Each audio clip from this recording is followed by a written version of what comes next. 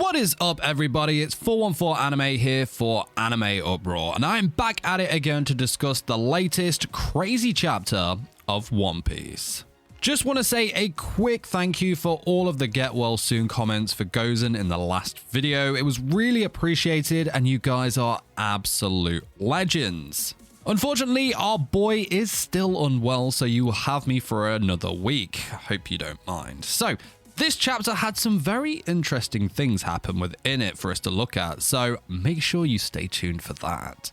Now, if you do enjoy these One Piece videos on the channel, you know what to do. Yes, smash that like button. If you haven't already, make this the video that you subscribe and hit that notification bell to turn on all notifications, or you will miss future One Piece chapter reviews and updates. And now, without further ado, let's jump into it. Spoilers and all.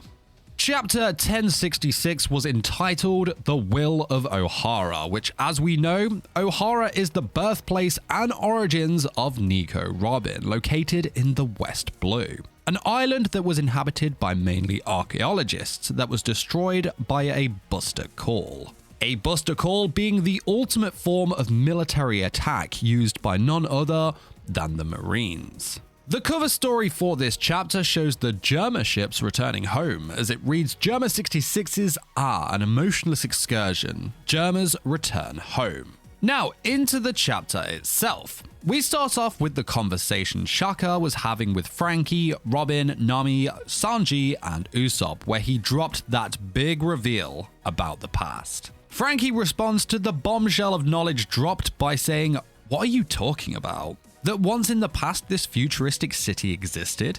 Shaka goes on to say, in the world of archaeologists, there was once a man who risked his life to find out about that kingdom. Then he found a machine in a certain place. That had a manufacture date which matched the theory he had in mind. This to me is a very vague reveal here in the way he says it. You know, it's like he's still keeping his cards close to his chest and saying, yeah, a man did this and found this in this place. You know, it's telling the guys what happened without telling them exactly what happened, if that makes sense. Robin asks if the machine was produced during the Void Century, to which Shaka turns around to her and asks, how much do you know about that? And I like how this seemed to stop Shaka in his tracks a bit here. When I saw the panel, it just made me think that by hearing the Void Century, he instantly stopped and turned his head. Turning his head in a sort of either disbelief or manner that caught him off guard by just how much they knew about this, as if, you know, they knew more than he thought they did. Nami says, Robin, did you know something about that? And Shaka goes on to talk about how he remembered that it was a painful story. He says that 22 years ago, your birthplace was destroyed with a Buster Call from the Navy, and that he thinks that the reason it got destroyed was because Ohara knew about the existence of that kingdom. The next bit of information that Shaka drops I thought was really interesting, as he goes on to say, during the Void Century, there was once a highly advanced civilization that existed. The history about the battle was between a certain kingdom and 20 kingdoms. The winners were the 20 kingdoms. They founded the world government that the world knows today. To make sure that nobody carried on that kingdom's ideology, they erased the kingdom from existence. Now, I love this drop of information here, as it gives us a little more insight into just what was going on all that time ago during the Void Century. Is this saying that it was an all-out gang-up on this one highly advanced kingdom, or did it take 20 kingdoms just to take this one ancient kingdom down due to its highly technologically advanced ways? I'm looking forward to finding out more on that. Now, do we also think that Imu-sama was behind this as well? Interesting thoughts here, so let us know what you think in the comment section below. The guys react wildly to this, as to be expected. Sanji says, wait a minute, Vegapunk. Then those people who knew about it, to which Sanji is cut off by Shaka, who boldly says, yes, they've been obliterated. Sanji does ask the question, then why are you talking about this so easily? Which I think is a very valid question in my opinion, but there is still a lot to Shaka and the Vegapunks that we do not know yet. Of course, I do like Usopp's mini predictable breakdown here throughout this conversation. It kind of gives us a little breather from the heavy situation before we go back in and are, of course, hit with more. So, Shaka continues and poses the question to Robin that if Ohara was erased because of this theory, then does that mean that the government had acknowledged that the theory was indeed the truth? Again, I think this is a very valid question in my opinion, but the way in which he poses said question and how he talks about the situation really seems to not go down well with the crew. Robin especially, as she says, "Who do you think you are, talking about us like that?" The researchers in Ohara made a theory from researching various important documents. Do you think the government would hear it from a powerful person like you? To which Shaka says that, no, I'm similar to you. Even if I work with the government, I'll be obliterated myself if I were to talk about it. Robin asks him, how do you know about that kingdom, as all the books Ohara had gathered from around the world had been, and Shaka interrupts her to say that the will of Ohara still lives. He goes on to explain that the once Ohara was famous worldwide for its knowledge, and that it got destroyed in a single night, albeit for a lone girl as its savior, which is of course our Robin. He continues to say that the world government had labeled them as an evil scholar group that were plotting to take over the world. This is of course one of many times that the world government has used its power to manipulate the truth in their favor so that the world follows them. If they want to cover something up, they will easily do so. And those that know the truths behind these lies and cover-ups will be dealt with swiftly and without mercy. So, Shaka continues to say that he actually visited Ohara months after the incident and that the island was now nothing more than a burning field. He also reveals that he was an old acquaintance with Professor Clover, the scholar leader, which of course shocked Robin. Shaka tells us more of Clover in that he was very interested in the Void Century. He knew him as an adventurer that gathered books from all around the world, and that Clover had actually been captured and imprisoned 10 times by the Navy. But despite that, he still went on to become known as the famous #1 archaeologist in the world. Professor Clover was the founder of Ohara, as he had gathered every scholar in Ohara, and the island became known as the Sanctuary for Archaeologists. His end was a tragic thing for such a talented man. Shaka continued to say that he couldn't believe what had happened when he arrived at the island. The Marines had even burned down the Tree of Knowledge, a tree that was over 5,000 years old and the hub for archaeologists from all around the world. Now, one thing to note from this panel is just how odd looking his silhouette is. It's like an oversized pineapple attached to a body, kind of classic One Piece character design. Anyway, Shaka continues to say that he found a lake in the central area where he found a lot of bugs drowning. Even though the island was on fire and being destroyed by the Buster Call, the scholars still did everything they could to protect and save the knowledge that they had gathered. True archaeologists and absolute legends. Big props to them. Now, the next panel is one that I really enjoyed. It's of Shaka, and he says, "The clueless soldiers saw it, but they didn't realize its value. It was a great victory for Ohara.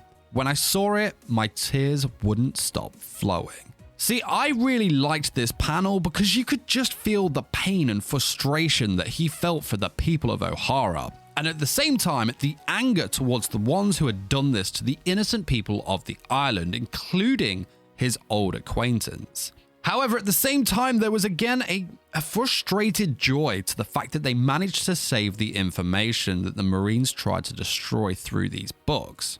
Sometimes a panel just makes you feel deep in your stomach exactly what that character is feeling at that given time, and this one gave me that. So back to the chapter, and this sends Robin straight into a flashback of that time when her mother was urging her to live. It's a very touching goodbye between the two, and one we have seen in many a story, to be fair, but there is just something about a parent putting themselves on the line in order for their child to survive that it really just hits, you know? Robin's mother says there are things she needs to do here. Robin, history is an asset for humanity. We shouldn't give up on the future that you'll be living in. Massive statement right there, and yes, hit me in the feels.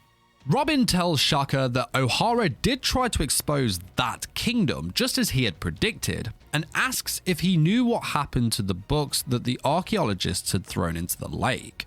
Shaka says that he wanted to bring them to Punk Hazard, but his plea fell on deaf ears. He continues, but we get to see the events of 22 years ago when he went to Ohara a month after that Buster call. We see that it was the giants who were saving the books from the lake before we see a very interesting person standing on the rocks calling out to Vegapunk. That person is none other than Monkey D. Dragon. Vegapunk asks why he is here, to which Dragon replies by saying, "That's my line," before making a comment on the size of Vegapunk's head. And yeah, this panel shows us Vegapunk here properly, and he does look really weird. Like, the head is so huge and alien-like that it reminded me of that Roger character from the American Dad show, or the Cantina Band from Star Wars. Definitely let us know what your first impressions of his appearance were in the comments. Interestingly, the panel also shows us the ages of both men at this time, with Vegapunk being 43 and Dragon being 33. Now, back to the conversation, we find out that Dragon was also an acquaintance of Professor Clover's. And you can tell that he is also affected by what had happened to him, as he says that, "I knew him when he was a tough guy who traveled the world. To label him as someone who tried to destroy the world is unbelievable. That must be some important manipulation." He continues to ask Vegapunk if he is interested in those giants. Dragon confirms that he himself checked in with them earlier and they are not bandits. They came from Elbaf and that they know the value of the books. He also says that their captain is a strange guy with bandages covering his body. The pair's conversation continues and it's pretty interesting. Dragon says that you guys from the world government didn't know their value, so I'm glad they didn't get destroyed. Vegapunk tries to reply by saying, "Wait, I'm not," before he is cut off by Dragon, who says, "I'm tired of hearing it. Even you became the government's lapdog. Even though we, the Liberation, invited you, you rejected it." Vegapunk tells Dragon to stop being ridiculous, and that even with his wisdom and technology, what can your poor army make? Ouch. Dragon responds by saying that Vegapunk is just as blunt a guy as he used to be. No joke there. That was a low blow statement. It is interesting information there, knowing the Liberation Army had tried to enlist Vegapunk into their ranks. So Vegapunk continues to say that the world government is a massive organization, especially the Navy. There are a lot of people who can understand me. Don't lose your objective, Dragon. Dragon was understandably angered by the Ohara incident and goes on to say that in the name of justice, they beat up the powerless researchers with violence just because they had an unreasonable opinion. I will make an army that can fight it. Vegapunk is like, "Wait, you're the guy that despises violence." Dragon continues to say, "Just see it, Vegapunk. I will change the world. I won't let Clover's death and the will of Ohara go in vain." We jump back to our time and Shaka tells us that year, Dragon along with Ivankov and Kumar established the Revolutionary Army and shocked the world. Now, it was awesome to see that it was this incident on Ohara that was the catalyst for Dragon forming the Revolutionary Army. Of course, it does sound like Dragon did have something going on already at the time, but this incident on Ohara really lit the fire under him to go out and make his move on the world government. It was also really interesting to find out that Dragon was once an acquaintance of Professor Clover, which obviously made this incident all the more personal for him. Now, Robin, Nami, Sanji, Frankie, and Usopp are all understandably shocked by this news, and Shaka continues to say that the books of Ohara did not fall into the government's hands. Because he was very interested in them, he went to Elbaf in secret, and they let him read all of the documents. In other words, all the information Shaka had read about Ohara and the secrets of the world are all now stored inside of his head for progressing his research. Robin says to Vegapunk that the name of the Giants captain is Saul, right? To which he says, yes, he is hiding now and no one will disclose his whereabouts. Robin says, thank you, Dr. Vegapunk. Please don't let Ohara's battle go in vain. He says that he is an ally for every scholar and that it is his nature as a researcher, before saying, "Now, follow me. There is something I want to show you." This is awesome news to hear that Saul also survived the incident and being frozen by Kuzan. Not only did he let Robin escape, but he let Saul live as well. Glad to hear that. So we then move on to Luffy's group, who are with the rusted ancient robot we saw at the end of the last chapter.